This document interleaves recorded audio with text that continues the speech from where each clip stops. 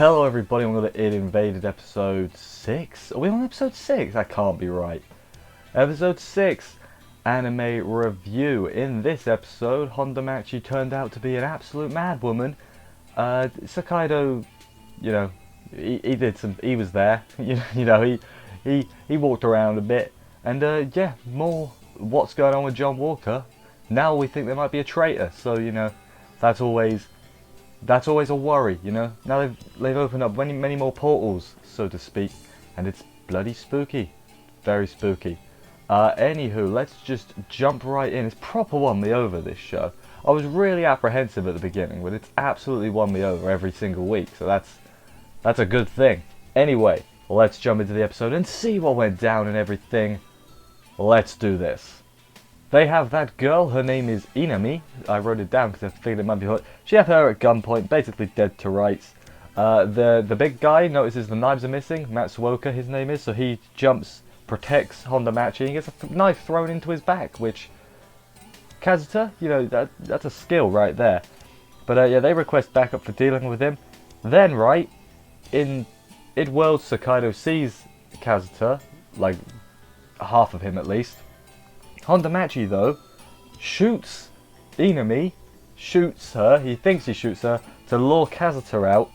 Then she somehow manages to aim a bullet through Kazuta's hole in his head, like, it just goes through, which, was very unrealistic, but damn cool at the same time.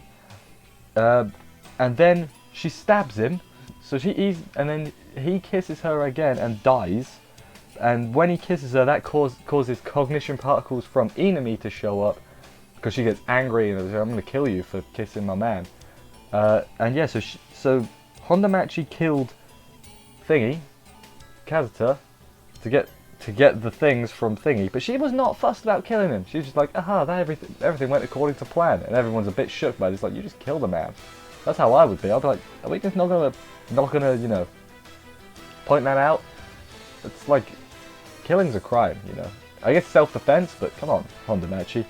Sakaido gets distracted while this is going on, and then the cops or whatever are discussing John Walker, and basically they say it should be impossible for him to do what he does. He might have a machine like them to, dive into IDs, maybe he's modified it to do a different thing.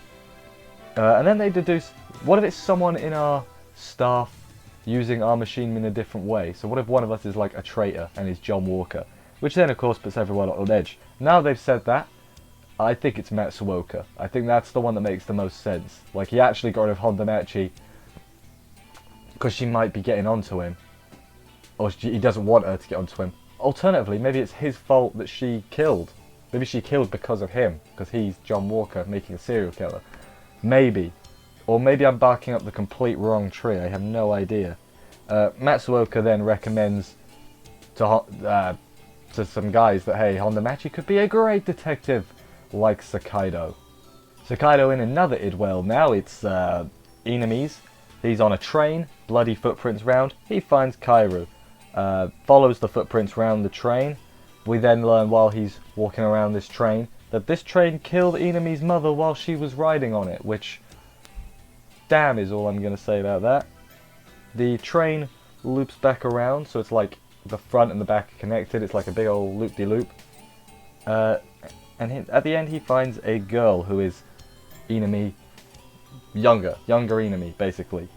And he, after asking for about 5 seconds, is like, "Yeah, no, you didn't kill her." And I'm like, "Mate, she's covered in blood." Well, she's not, but her hands and feet are. It might have been her. It wasn't, though. Kairu circled herself round. This is what he deduces. Circles herself round the train in order to get Sakaido to where the kids are. Also, the other one, Kazuta's across the way as well. Outside the window, the people investigating, they see John Walker as well. So he was involved in this too. Then we get a real Inami in the, I guess, block questioning area. I've never been arrested, so I don't know what that's called. She basically tells them where the barrels are, where the people were kept, and they dig them up and everything, and find the corpses. We don't get to see the corpses, because that would be pretty messed up. Sakaido is trying to bring the kids together, but they're like, "No, we don't want to stay like this forever." And I'm like, "Oh, I get it." The real Inami then also wants to see Hondomachi, probably because she saw him kill him. She saw her kill a man. It's easy for me to say. Hondomachi then gets asked to be a brilliant detective and everything. Sakaido deduces, his deduction of the thing is that Kaoru killed herself, basically to tell him the train is going in circles and will never arrive anywhere. So, you know, that's a thing. Hondomachi then learns, we're back and forth a lot in this part, she learns that you have to be a serial killer to be a detective, and Matsuoka basically is getting rid of her to protect everyone else, which makes a little bit of sense to me. You know, like, you just killed a man, there's no saying, no telling, you're a bit of a loose cannon, which is fair enough. Also, Narisago, this very end now, the killer of Narisago's daughter, remember Narisago is Sakaido, the person who killed his daughter also had John Walker, the cameras that John Walker was using to watch him in his house as well. So, you know, they're all connected and everything. So I guess we'll be revisiting him, his Idwell, in the next. Or is he already dead? Can you visit a dead person's well? I don't know. I don't know if that's a thing you can do or not. If you can, that's what I think they'll be doing next week. Maybe Hondomachi will be doing it and we'll see Detective Hondomachi form. Don't know what to call it. She was pretty good in the real world anyway. So, you know, now it looks like we're getting a second great detective. I really think it's Matsuoka. I don't know why, but I'm suspicious of him. That was the end of the episode. It was good, as I said. They raised a lot of questions. Now I'm starting to doubt all of the team.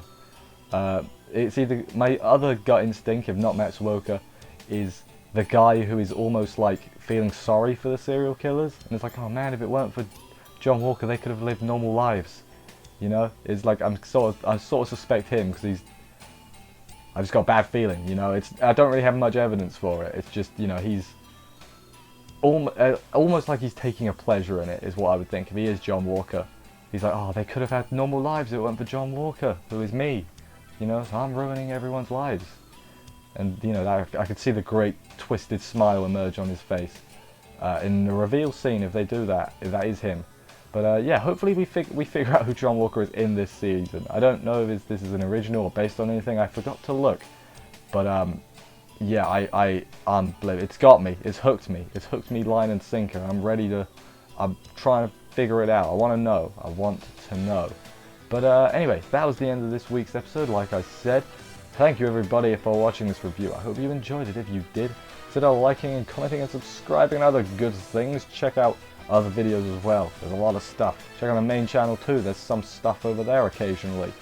I will see you next week for another episode of this Id Invaded or ID Invaded. How do people say it? They say id in the show, so I'm gonna say id. See you then, guys. Take care and bye, guys.